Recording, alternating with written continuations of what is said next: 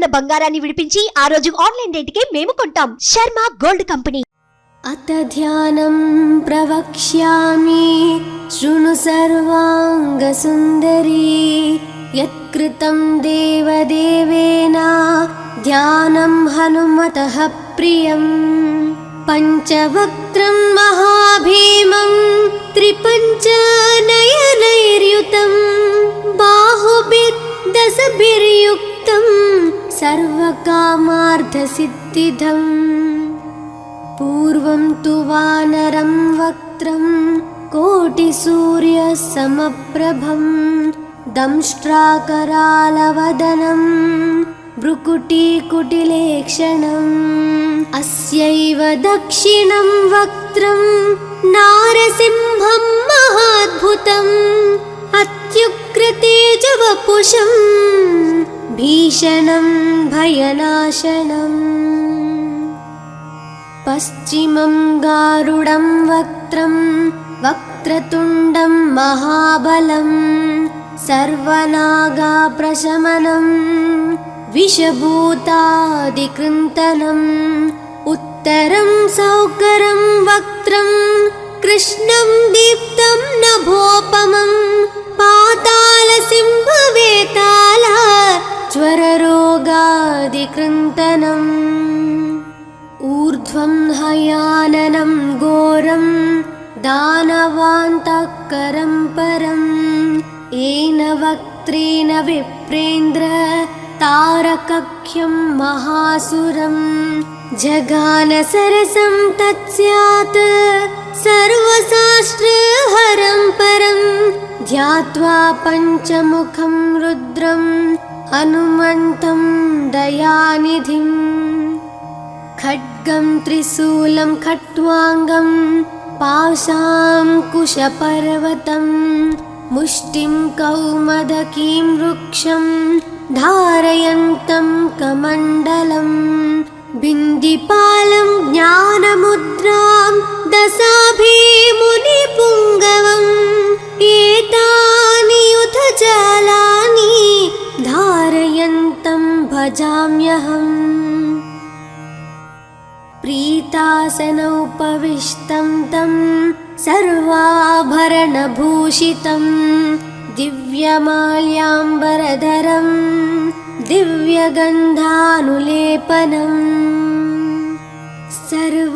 సర్వాశ్చర్యమయం దేవం హనుమద్విశ్వతోముఖం పంచాస్యం అచ్యుతం అనేక విచిత్రవర్ణావక్త్రం శశాంకశిఖరం కపిరాజవర్యం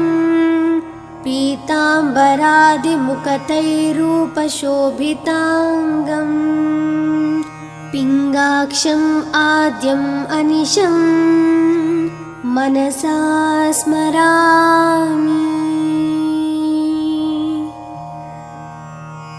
మర్కటీశం మహోత్సాహం సర్వాశ్రుహరం పరం శత్రుసంహారమాం రక్ష శ్రీమన్నాపడనుద్ధర ఓం హరిమరకటమరకటమంత్రమిదం పరిలిఖ్యతి లిఖ్యతి వామతలి యది నశ్యతి నశ్యతి శత్రుకలాం యది ముంచతి ముంచతి వామలతా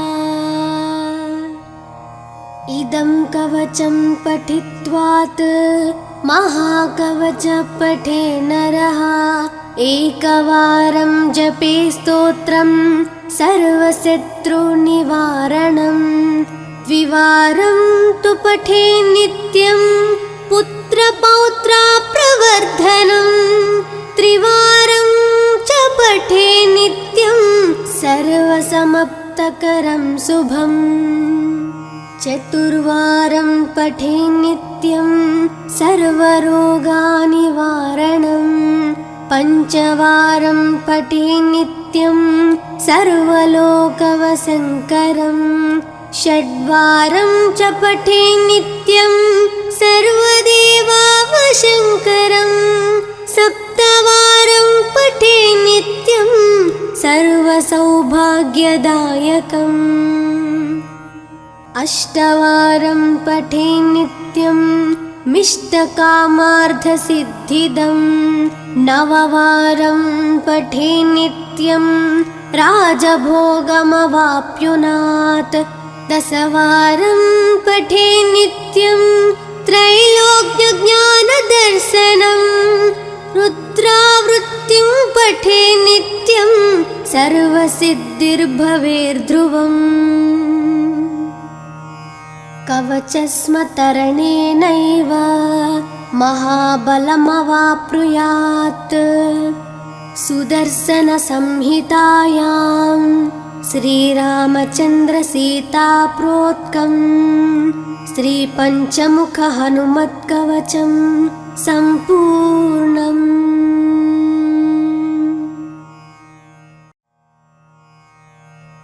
अथ ध्यानं प्रवक्ष्यामि शृणु सर्वाङ्गसुन्दरी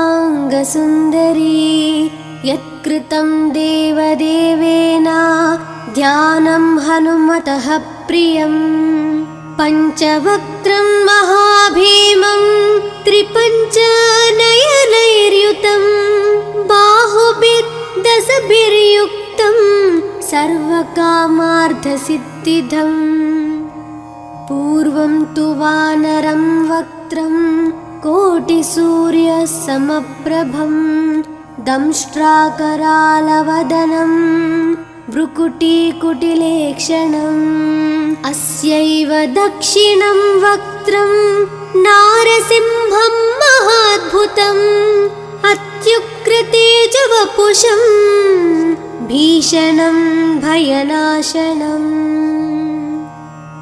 पश्चिमं गारुडं वक्त्रं वक्रतुण्डं महाबलं सर्वनागाप्रशमनं विषभूतादिकृन्तनम् उत्तरं सौकरं वक्त्रं कृष्णं दीप्तं नभोपमं पातालसिंहवेताल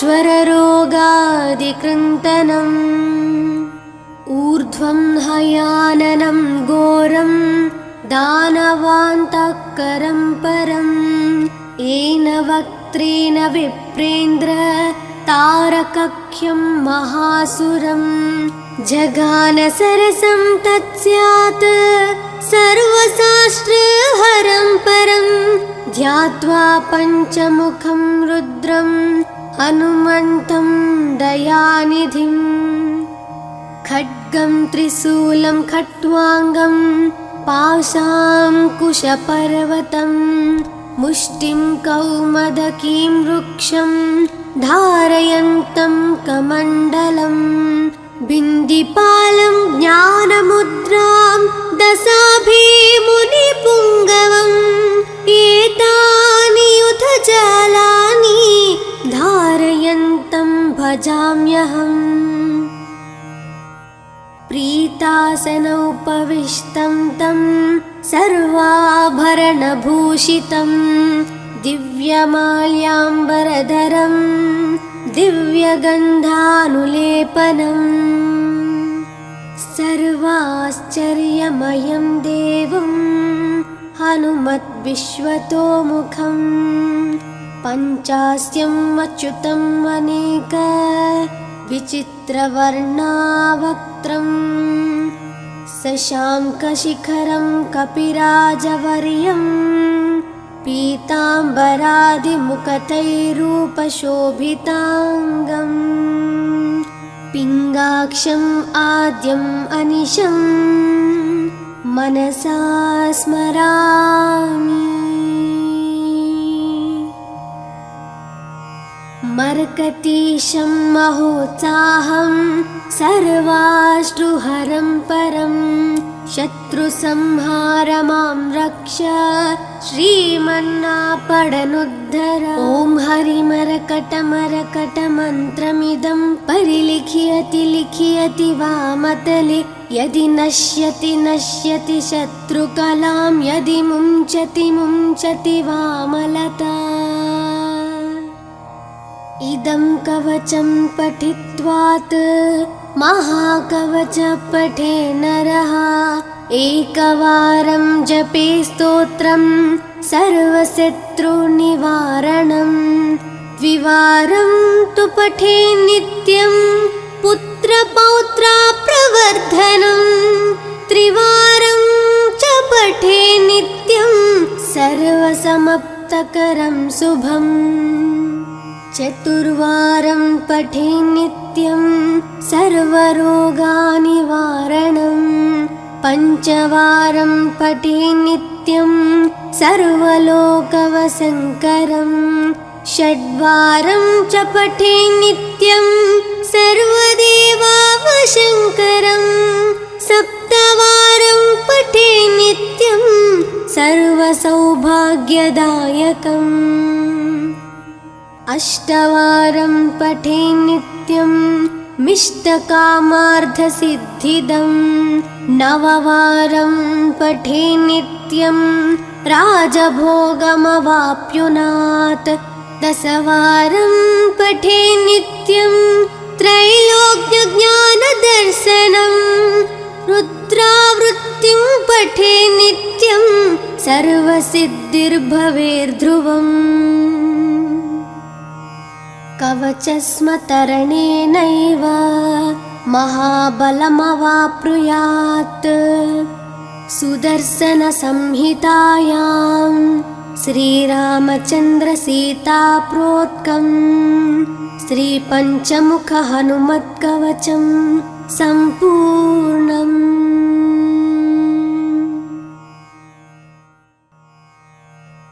अथ ध्यानं प्रवक्ष्यामि शृणु सर्वाङ्गसुन्दरी यत्कृतं देवदेवेन ध्यानं हनुमतः प्रियं पञ्चवक्त्रं महाभीमं त्रिपञ्चनयनैर्युतं बाहुभिर्दशभिर्युक्तं सर्वकामार्थसिद्धिदम् पूर्वं तु वानरं वक्त्रं कोटिसूर्यसमप्रभं दंष्ट्राकरालवदनं भ्रुकुटीकुटिलेक्षणम् अस्यैव दक्षिणं वक्त्रं नारसिंहं महाद्भुतम् अत्युग्रतेजवपुषं भीषणं भयनाशनम् पश्चिमं गारुडं वक्त्रं वक्रतुण्डं महाबलं सर्वनागाप्रशमनं विषभूतादिकृन्तनम् उत्तरं सौकरं वक्त्रं कृष्णं दीप्तं नभोपमं पातालसिंहवेताल ज्वररोगादिकृन्तनम् ऊर्ध्वं हयाननं घोरं दानवान्तकरं परं येन वक्त्रेण विप्रेन्द्र तारकख्यं महासुरं जगानसरसं तत्स्यात् सर्वशास्त्रहरं परं ध्यात्वा पञ्चमुखं रुद्रं हनुमन्तं दयानिधिम् खड्गं त्रिशूलं खट्वाङ्गं पाशाङ्कुशपर्वतं मुष्टिं कौमदकीं वृक्षं धारयन्तं कमण्डलं बिन्दिपालं ज्ञानमुद्रां दशाभिमुनिपुङ्गवम् एतानि युधजालानि धारयन्तं भजाम्यहम् प्रीतासनोपविष्टं तं सर्वाभरणभूषितं दिव्यमाल्याम्बरधरं दिव्यगन्धानुलेपनम् सर्वाश्चर्यमयं देवं हनुमद्विश्वतोमुखं पञ्चास्यम् अच्युतम् अनेक विचित्रवर्णावक्त्रं शशाङ्कशिखरं कपिराजवर्यं पीताम्बरादिमुखतैरूपशोभिताङ्गम् पिङ्गाक्षम् आद्यम् अनिशम् मनसा स्मरामि। मर्कतीशं महोत्साहं सर्वाश्रुहरं परं शत्रुसंहार मां रक्ष श्रीमन्नापडनुद्धर। ॐ हरिमरकटमरकटमन्त्रमिदं परिलिख्यति लिख्यति वामतले यदि नश्यति नश्यति शत्रुकलां यदि मुञ्चति मुञ्चति वामलता। इदं कवचं पठित्वात् महाकवच पठे नरः एकवारं जपे स्तोत्रं सर्वशत्रुनिवारणं द्विवारं तु पठे नित्यं पुत्रपौत्रप्रवर्धनं त्रिवारं च पठे नित्यं सर्वसमाप्तकरं शुभम् चतुर्वारं पठे नित्यं सर्वरोगनिवारणं पञ्चवारं पठे नित्यं सर्वलोकवशङ्करं षड्वारं च पठे नित्यं सर्वदेवावशङ्करं सप्तवारं पठे नित्यं सर्वसौभाग्यदायकम् अष्टवारं पठे नित्यं मिष्टकामार्थसिद्धिदं नववारं पठे नित्यं राजभोगमवाप्नुयात् दशवारं पठे नित्यं त्रैलोक्यज्ञानदर्शनं रुद्रावृत्तिं पठे नित्यं सर्वसिद्धिर्भवेर्ध्रुवम् कवचस्मतरणेनैव महाबलमवाप्नुयात् सुदर्शनसंहितायां श्रीरामचन्द्रसीताप्रोक्तं श्रीपञ्चमुखहनुमत्कवचं सम्पूर्णम्।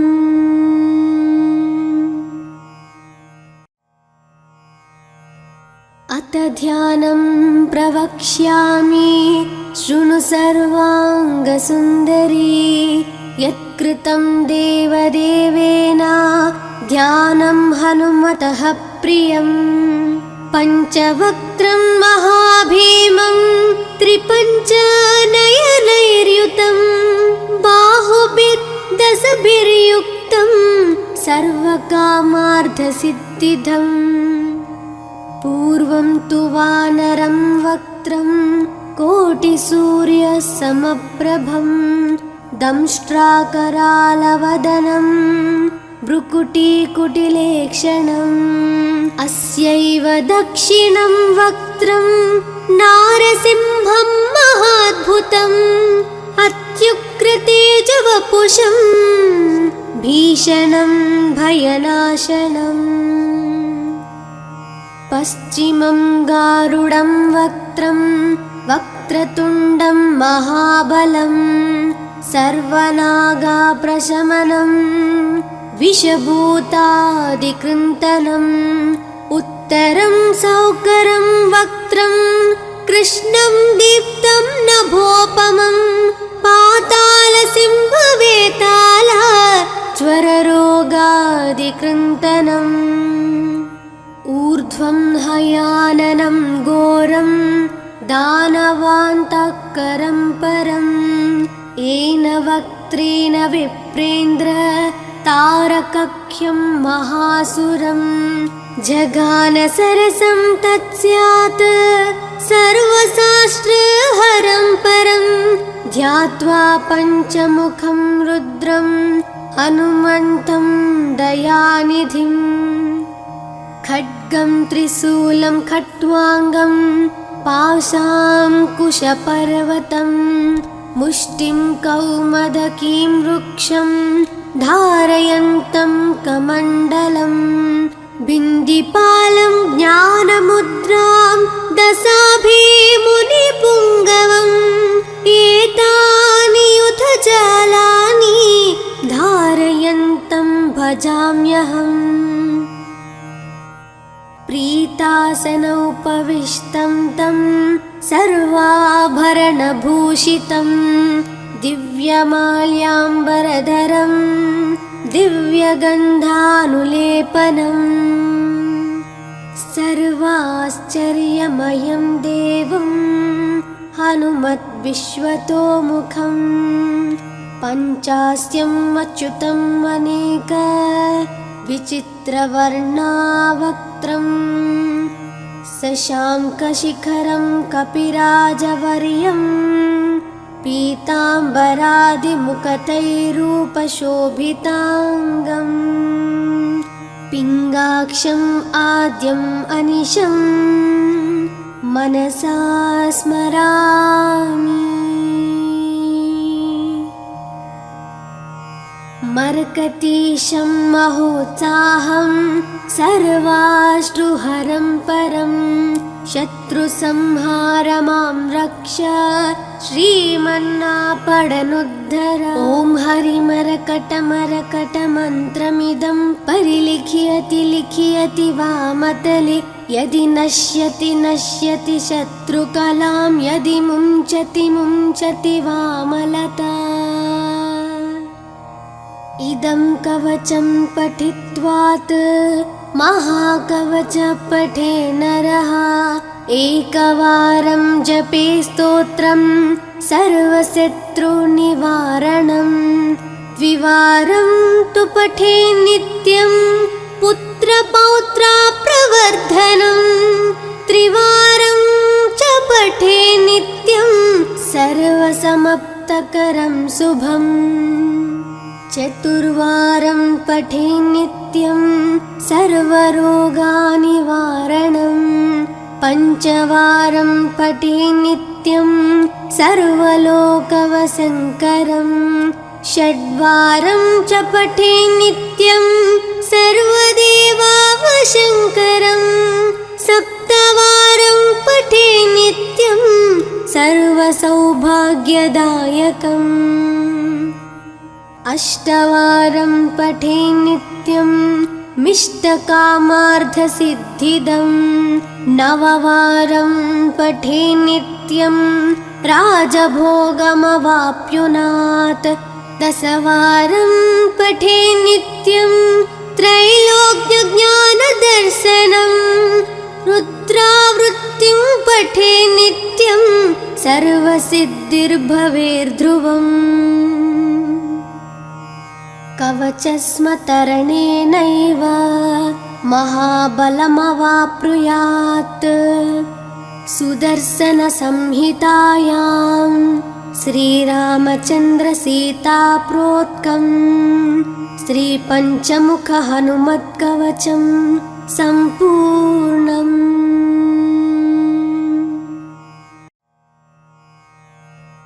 अथ ध्यानं प्रवक्ष्यामि शृणु सर्वाङ्गसुन्दरी यत्कृतं देवदेवेन ध्यानं हनुमतः प्रियम् पञ्चवक्त्रं महाभीमं त्रिपञ्चनयनैर्युतं बाहुभिर्दशभिर्युक्तं सर्वकामार्थसिद्धिदम् पूर्वं तु वानरं वक्त्रं कोटिसूर्यसमप्रभं दंष्ट्राकरालवदनं भ्रुकुटीकुटिलेक्षणम् अस्यैव दक्षिणं वक्त्रं नारसिंहं महाद्भुतम् अत्युग्रतेजवपुषं भीषणं भयनाशनम्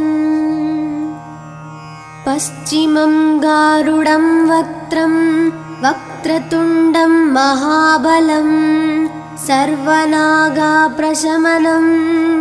विषभूतादिकृन्तनम् उत्तरं सौकरं वक्त्रं कृष्णं दीप्तं नभोपमं पातालसिंहवेताल ज्वररोगादिकृन्तनम् ऊर्ध्वं हयाननं घोरं दानवान्तःकरं परम् येन वक्त्रेण विप्रेन्द्र तारकख्यं महासुरम् जगान सरसं तत्स्यात् सर्वशास्त्रहरं परं ध्यात्वा पञ्चमुखं रुद्रं हनुमन्तं दयानिधिं खड्गं त्रिशूलं खट्वाङ्गं पाशाङ्कुशपर्वतं मुष्टिं कौमदकीं वृक्षं धारयन्तं कमण्डलं बिन्दिपालं ज्ञानमुद्रां दशाभिमुनिपुङ्गवम् एतानि युधजालानि धारयन्तं भजाम्यहम् प्रीतासनोपविष्टं तं सर्वाभरणभूषितं दिव्यमाल्याम्बरधरं दिव्यगन्धानुलेपनम् सर्वाश्चर्यमयं देवं हनुमद्विश्वतोमुखं पञ्चास्यम् अच्युतम् अनेक विचित्रवर्णावक्त्रम् शशाङ्कशिखरं कपिराजवर्यं पीताम्बरादिमुकुटैरूपशोभिताङ्गम् पिङ्गाक्षम् आद्यम् अनिशं मनसा स्मरामि मर्कटीशं महोत्साहं सर्वाश्रुहरं परं शत्रुसंहारमां रक्ष श्रीमन्नापडनुद्धर ॐ हरिमरकटमरकटमन्त्रमिदं परिलिख्यति लिख्यति वामतले यदि नश्यति नश्यति शत्रुकलां यदि मुञ्चति मुञ्चति वामलता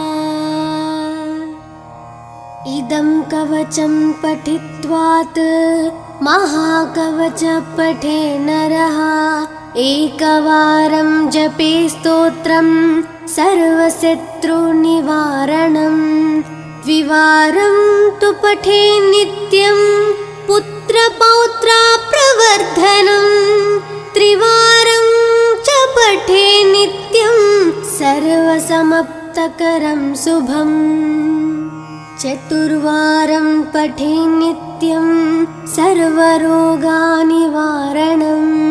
पञ्चवारं पठे नित्यं सर्वलोकवशङ्करं षड्वारं च पठे नित्यं सर्वदेवावशङ्करं सप्तवारं पठे नित्यं सर्वसौभाग्यदायकम्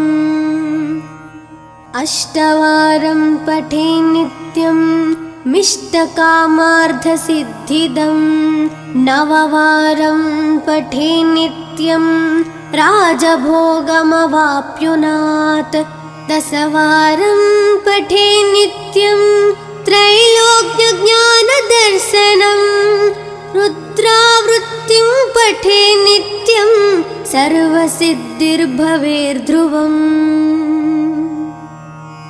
कवचस्मतरणेनैव महाबलमवाप्नुयात् सुदर्शनसंहितायां श्रीरामचन्द्रसीताप्रोक्तं श्रीपञ्चमुखहनुमत्कवचं सम्पूर्णम्।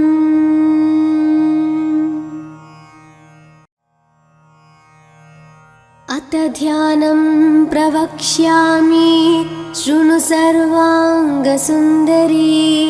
यत्कृतं देवदेवेन ध्यानं हनुमतः प्रियं पञ्चवक्त्रं महाभीमं त्रिपञ्चनयनैर्युतं बाहुभिर्दशभिर्युक्तं सर्वकामार्थसिद्धिदम् पूर्वं तु वानरं वक्त्रं कोटिसूर्यसमप्रभं दंष्ट्राकरालवदनं भ्रुकुटीकुटिलेक्षणम् अस्यैव दक्षिणं वक्त्रं नारसिंहं महाद्भुतम् अत्युग्रतेजवपुषं भीषणं भयनाशनम्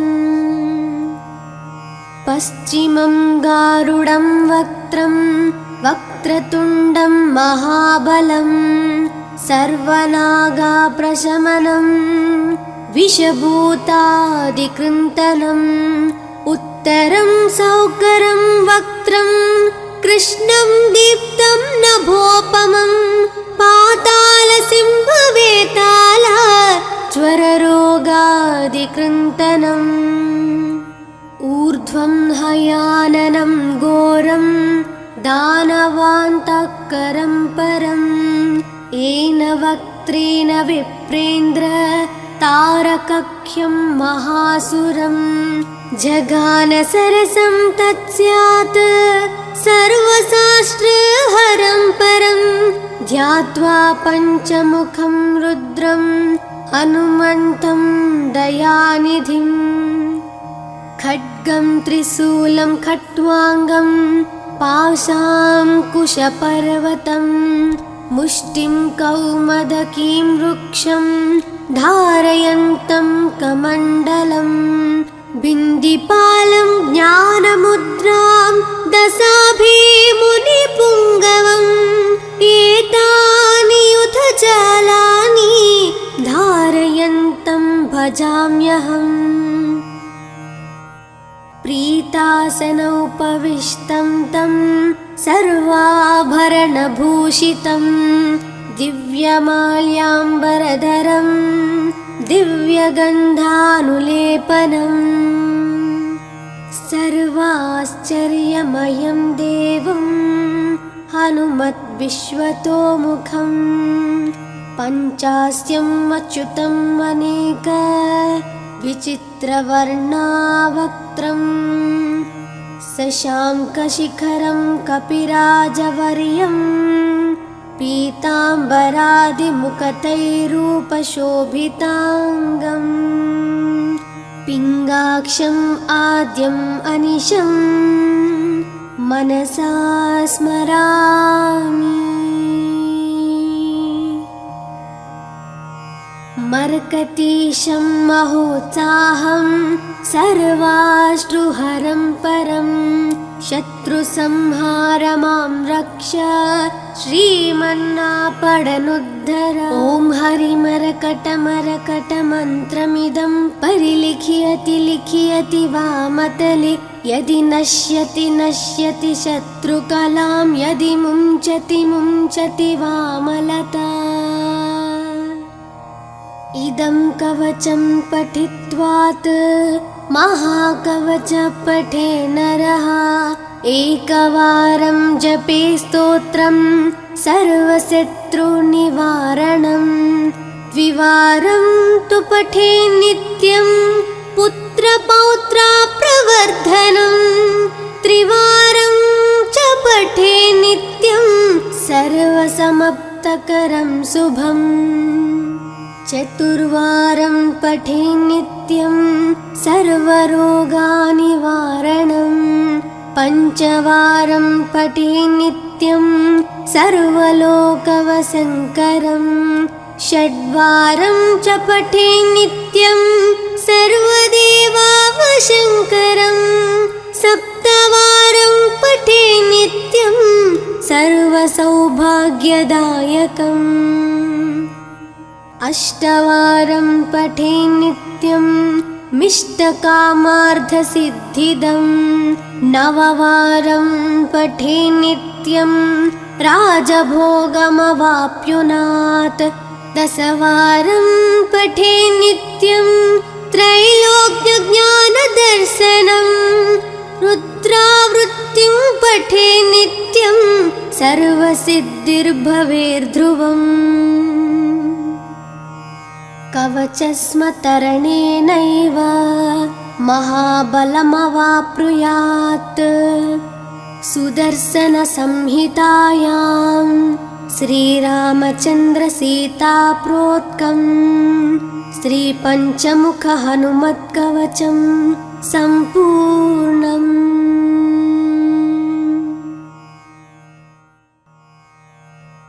अथ ध्यानं प्रवक्ष्यामि शृणु सर्वाङ्गसुन्दरी।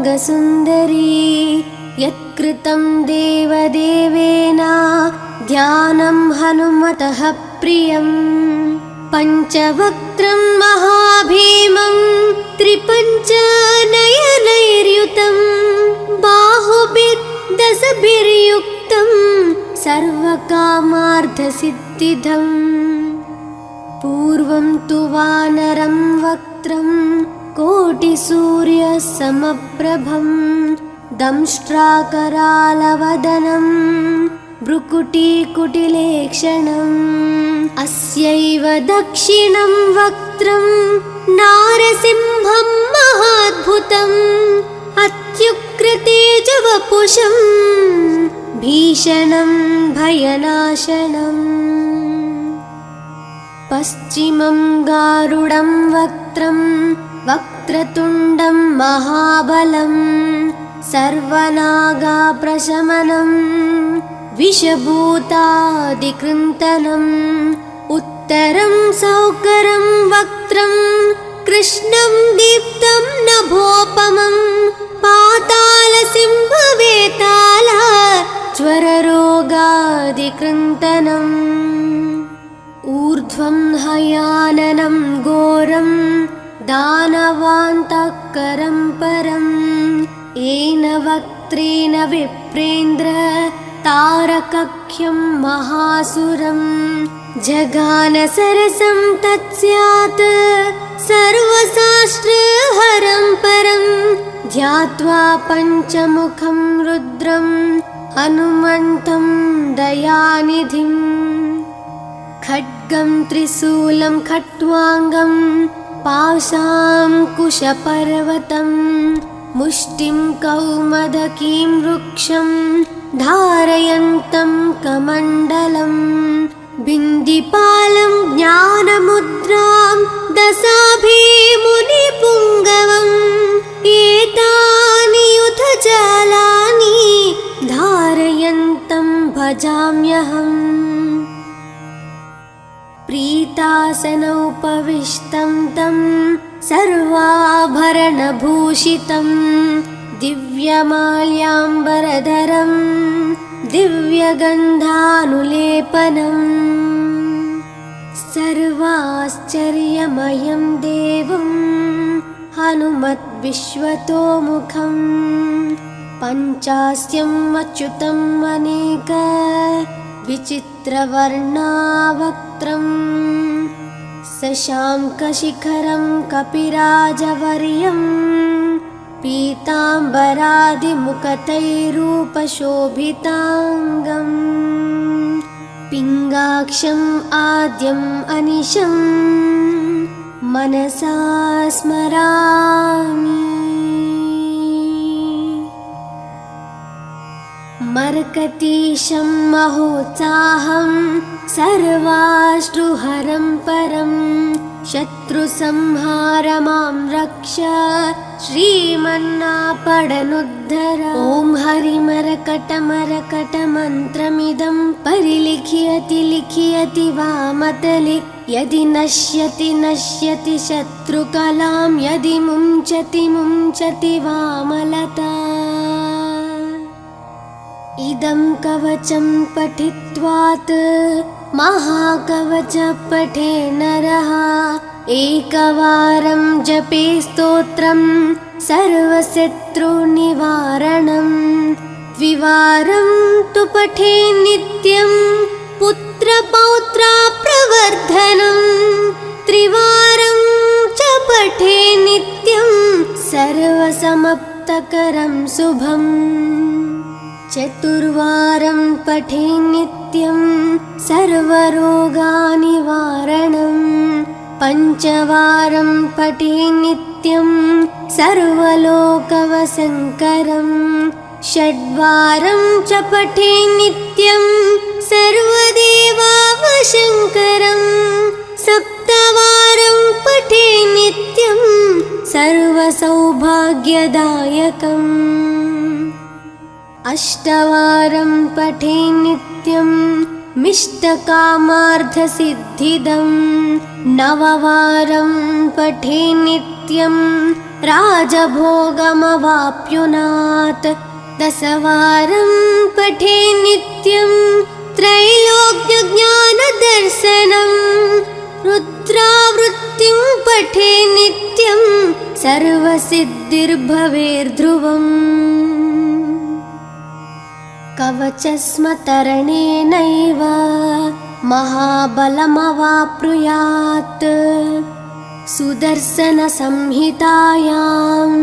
श्रीरामचन्द्रसीताप्रोक्तं श्रीपञ्चमुखहनुमत्कवचं सम्पूर्णम्।